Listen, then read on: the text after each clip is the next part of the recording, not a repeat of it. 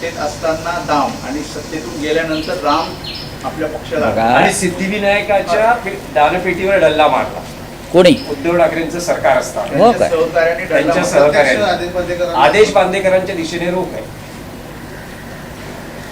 असं आहे की सिद्धिविनायक मंदिर आम्ही ज्या पद्धतीनं सांभाळलं आणि त्याचा त्याच्या निधीचा जो सामाजिक कार्यासाठी विनियोग केला तो यापूर्वी कधीच झाला नव्हता.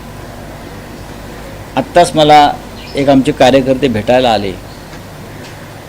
ते घाटकोपर परिसरामध्ये डायलिसिस केंद्र उभं करतायत. जागा त्यांची स्वतःची आहे आणि आदेश बांदेकर अध्यक्ष असताना त्यांनी डायलिसिस केंद्रासाठी मशीन घेण्यासाठी एक रक्कम मंजूर केली.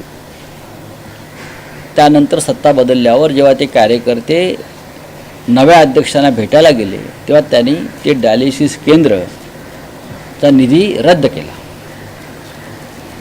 आणि म्हटलं जर तू आमच्या पक्षात प्रवेश केलास तरच तुला हा निधी मंजूर केला जाईल. हे जे असे लोक आहेत ना यांच्याकडनं तुम्ही काय अपेक्षा करता?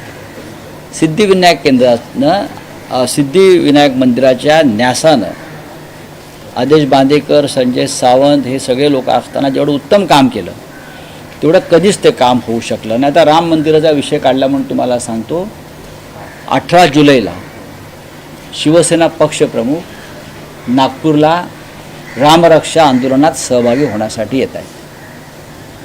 राम मंदिर लुटीच्या प्रकरणामध्ये जो देशात असंतोष आहे, आजही मुख्य आरोपी पकडले गेले नाहीत.